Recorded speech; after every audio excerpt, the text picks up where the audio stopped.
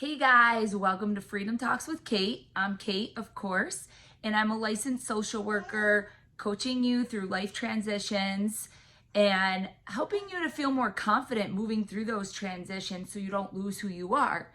Because as most of us know, when we go through something in life, we become very disconnected from ourselves, and it's hard to stay connected with who we are when we are feeling depressed and anxious and we're overthinking everything.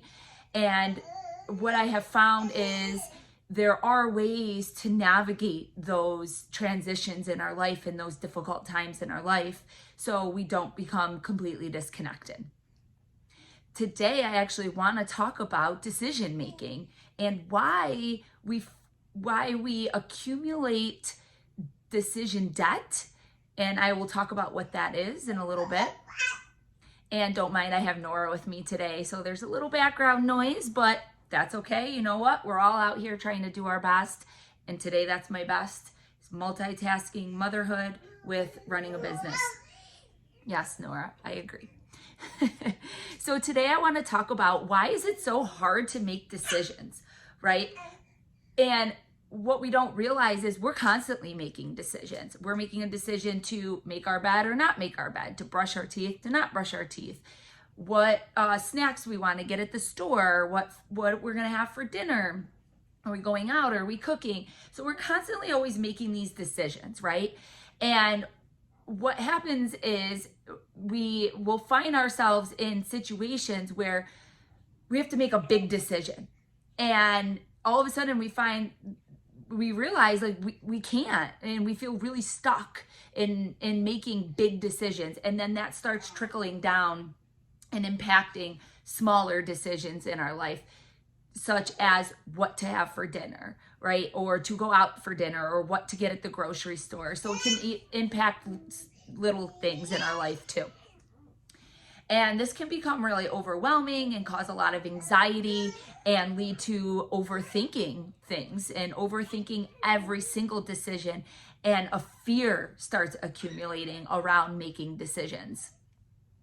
So I wanted to dive a little more into this today. And I'm going to start with the science of decision making. Yes, there's science, and it comes back to our brain and how our brains operate and work. So when we make a decision, it targets the cortex in our brain. And our cortex is really how we perceive the world through our five senses. So through smells, through sounds, through taste. So how we see the world and how we perceive it. Our cortex is taking in all this information, and it's forming all these pathways based on how we experienced things. So if we go outside and we're like, oh, today's so beautiful and it smells really good and it feels really fresh and clean, and that's a positive experience, that's now the association you have with that type of weather, right?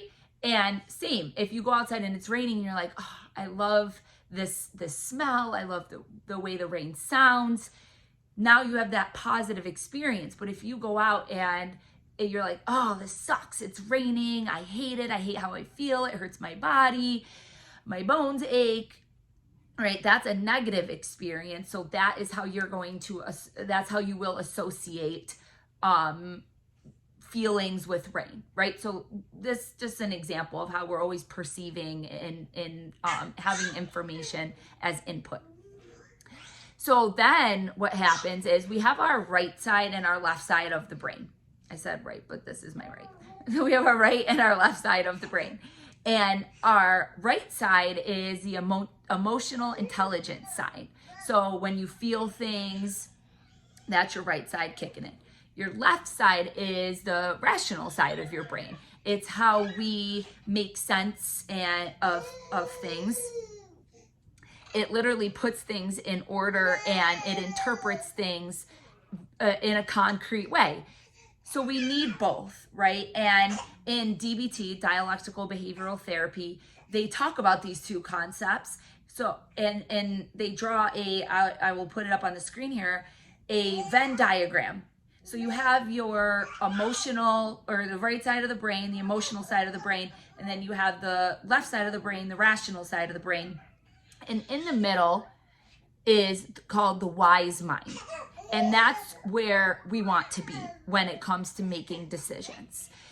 Because if we're too much in the right side, then that usually leads to impulsive decisions, explosive decisions, irrational decisions, and nothing comes out of that. Nothing good comes out of that typically. And then if you make things just from a concrete or rational side, you're not bringing in that emotion, which we need too, right? Because we do feel things, and that does influence our decisions. So if we make it based on just the left side of the brain, then we're not bringing in all this information from the emotional side. So we need to bring in both to meet in the middle to have a wise mind.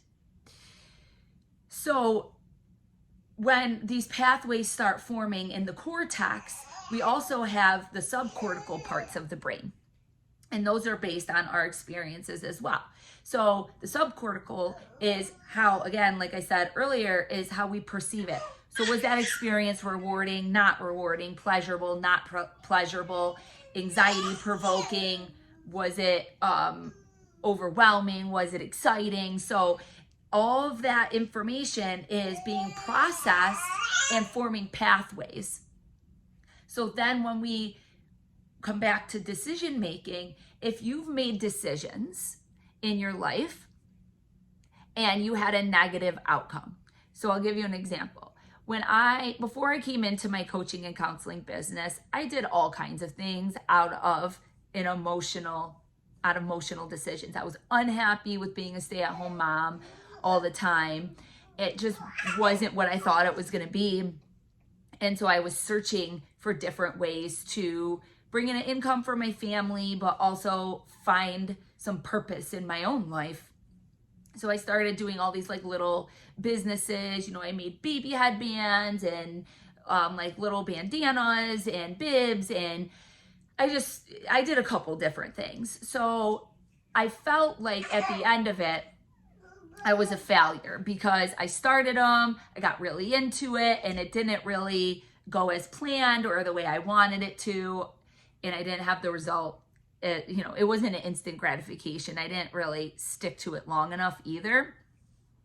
So when I came to my coaching idea and starting this business, I had a lot of fear around doing that because I had made all these other emotional decisions and they didn't really pan out the way I wanted them to. So now I had this accumulation of fear around making a decision to do something different, right? To start this business.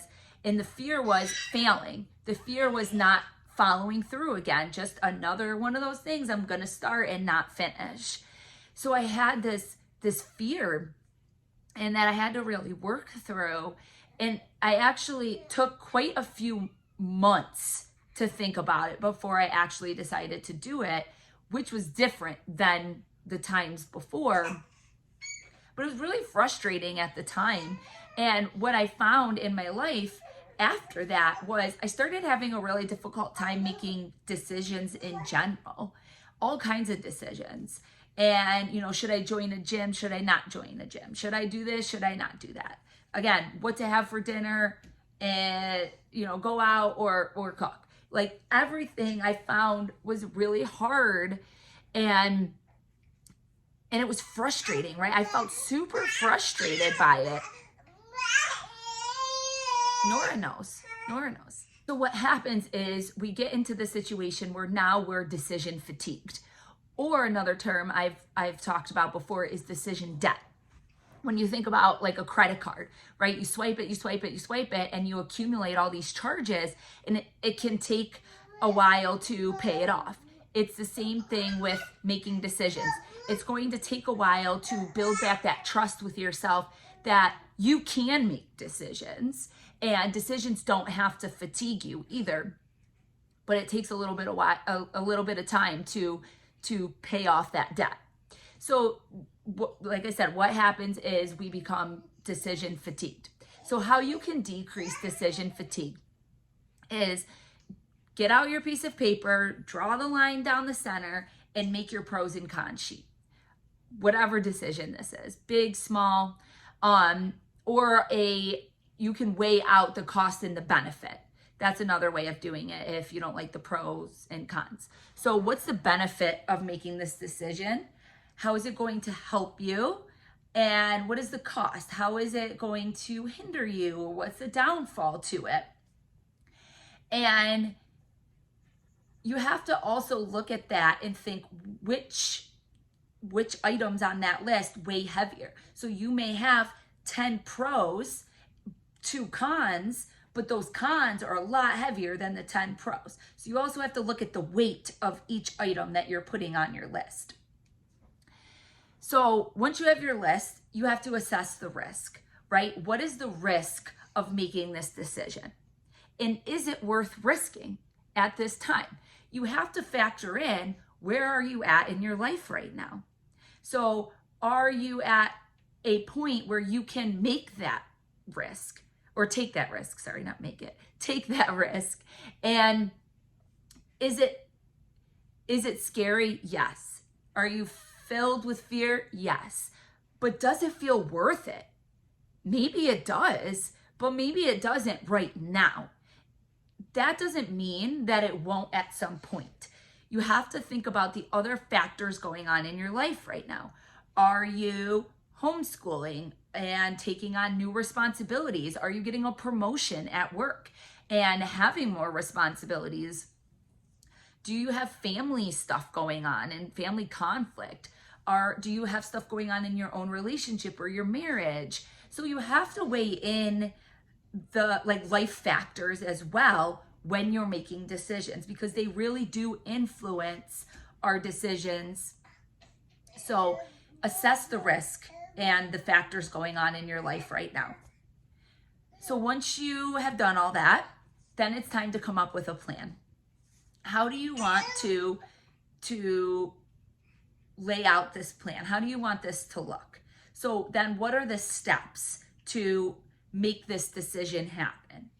So laying that out so you feel more confident about how you're going to go about it. Because if you don't lay it out, what happens is we get overwhelmed, we get insecure, and then it makes it hard to make that decision. If we're feeling overwhelmed, we will just shut down and then not make the decision. We will not implement the plan. So write yourself out a plan so it doesn't feel as overwhelming to move forward with this decision. You know, who do you need to have a conversation with next?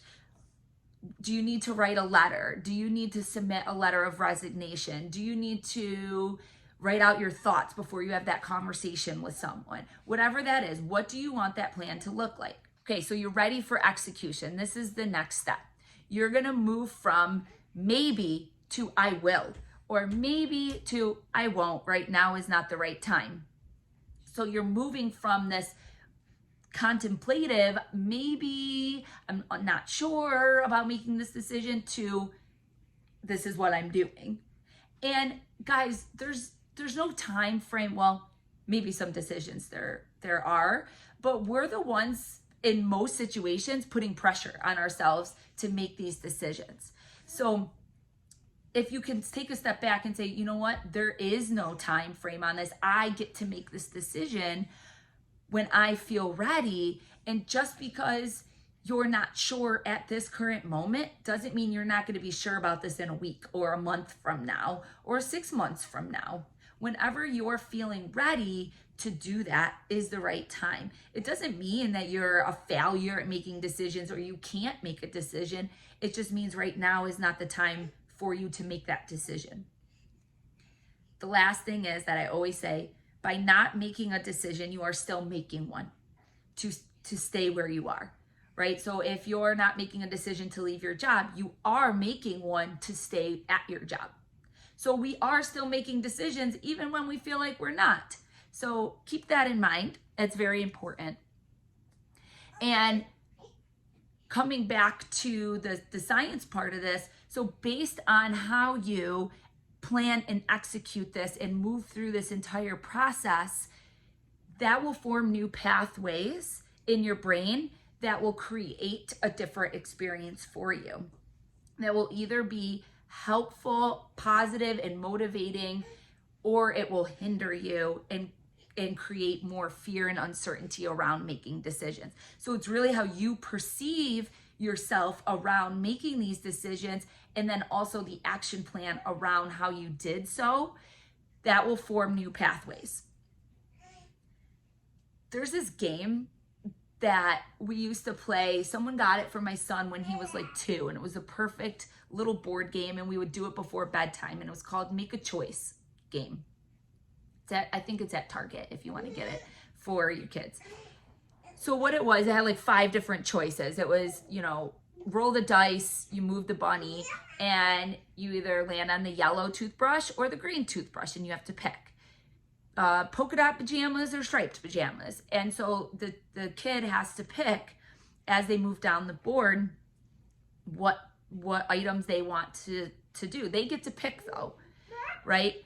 So if they really wanted that yellow toothbrush, but they picked the green toothbrush and then they regret that decision, that forms a negative pathway in their brain and creates that fear around making, quote, the wrong choice.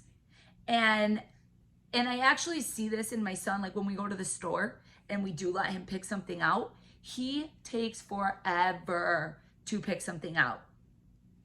And I see it's the fear around making the wrong choice, right? Or regretting his decision that he picks the wrong toy.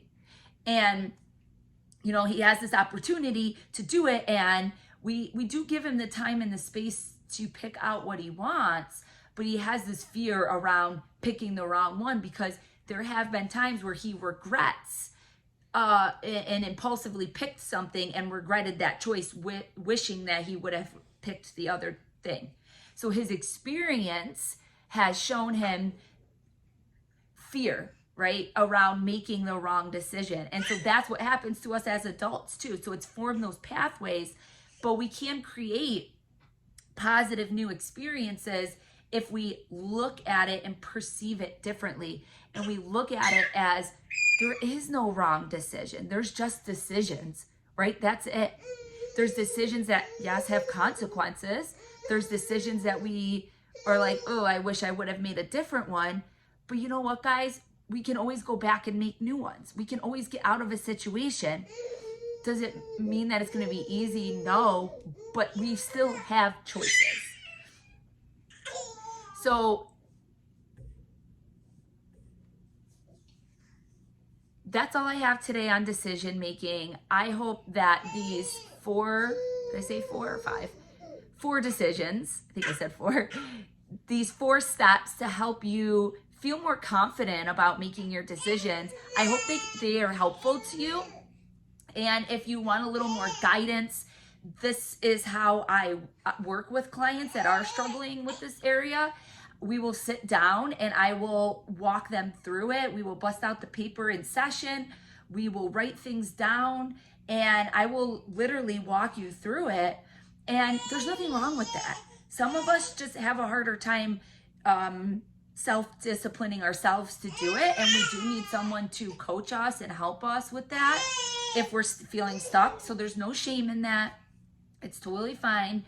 I am accepting new clients. I also have a new person on my team that she's accepting new clients, and she's working more with adolescents and teens. So if you're seeing this in your child too, and you want them to have a positive experience and they need support around making decisions, then she is available. So please reach out and I will connect you with her or with myself.